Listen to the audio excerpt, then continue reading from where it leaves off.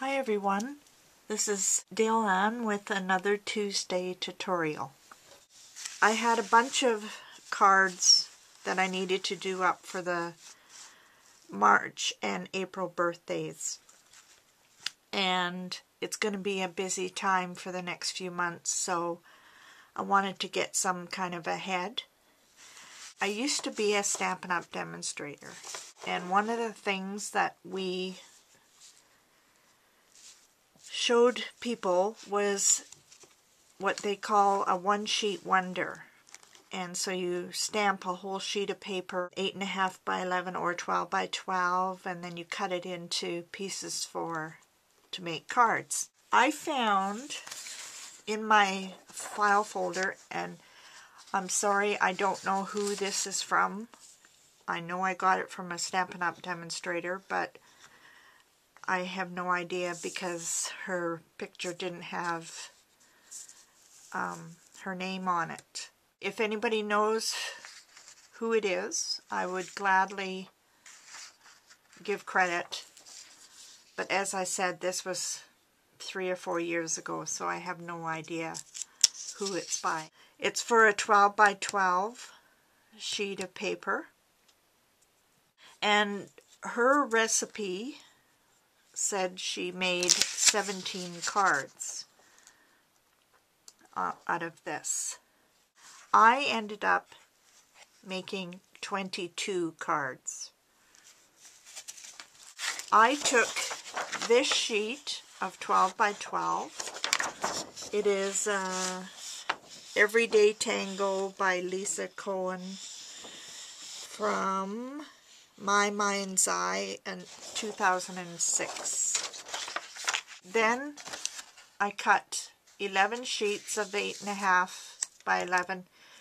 This was used to be one of the in colors, I think a buckaroo blue or something like that. Leftover bits of cardstock, plain wraps from leftover all kinds of papers.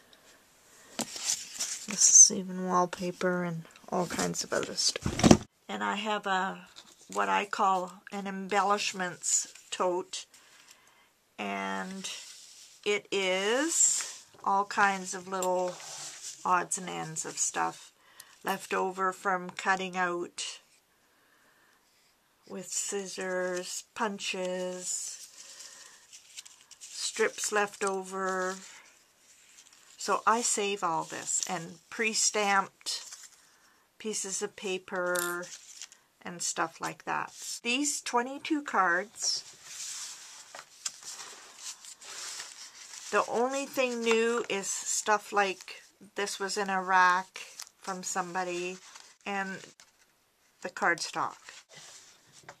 Used a lot of the stamps that I had on hand, even used vintage seam binding. I'll start showing you. This, and I'll refer to the cut out. This is a little tiny card. And what I did was I used the 1.5 by 4 pieces for the front of this. And this was a white scrap, and I stamped with the happy birthday, and then just sponged around the edge with the distressed faded jeans. For this one, I had a piece of embossed white paper that somebody had done for me, and so this strip on here is one of the 1.5 by 5.25 pieces, and fairly straightforward. This is another using the 1.5 by 5.25. These are leftover bits. This is another embossed paper. These two triangles that are in this, when you cut twice, these two pieces are included on here with navy blue scrap. And these are silk flowers from the Nearly New that I've taken apart.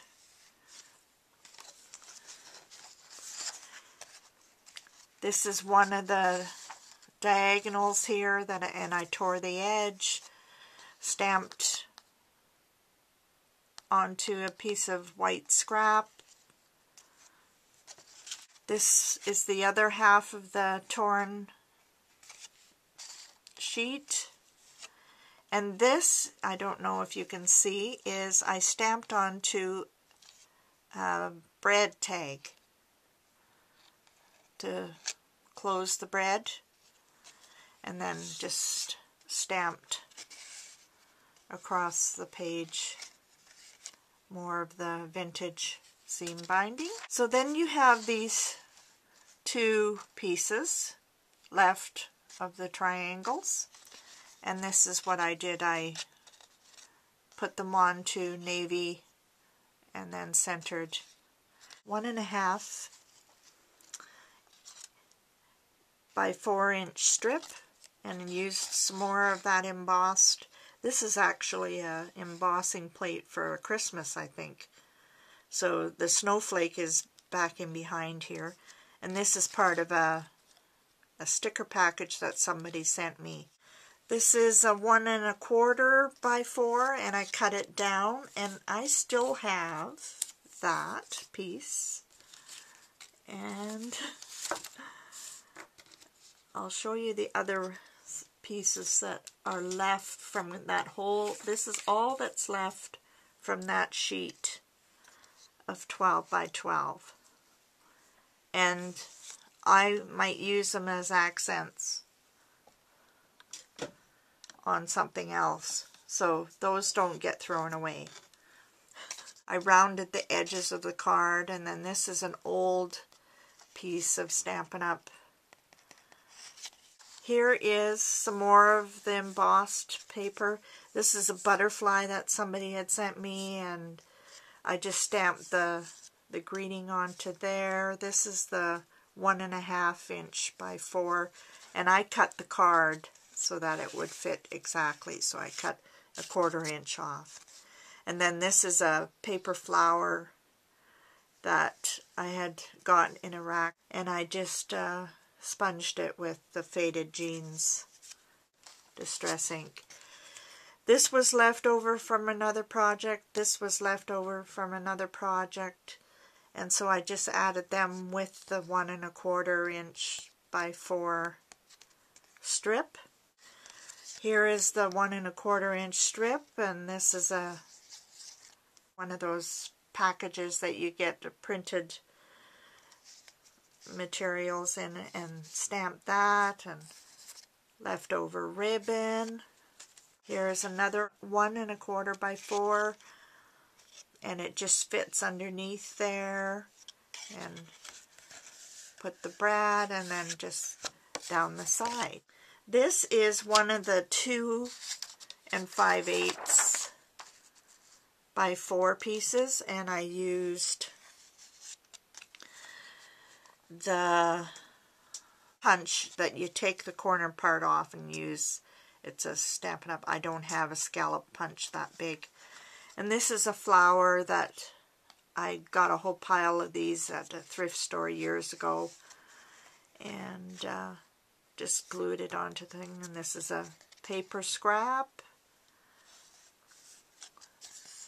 The second 2 5/8 by 4 is the background for this, and then just did a simple thank you sentiment on the front of that, and used leftover ribbon. You get 1, 2, 3, 5 of these 1 by 1 squares. So here is one, and these are all left over. This was a stamped image I've had for years. This is actually wallpaper, textured wallpaper, and then this was from a map, and I just cut it. And then here's 3 more of those squares, and this is another stamp that I have, and I just stamped it onto a scrap. This was a leftover scrap from a class I had done, faux linen or something. And so I just added this onto the different colors. And so then you also have 4 2-inch squares. Here's some more of that embossed, and added some of those great big old brads that I have. Here's another of the 2-inch squares, and I did punch some holes with my piercing tool, and this was a leftover embossed piece, and this I had stamped ages ago. I don't even think I have the same stamp anymore. And then this one's very simple, just ribbon, and then this 2x2 onto a piece of navy cardstock with the birthday below.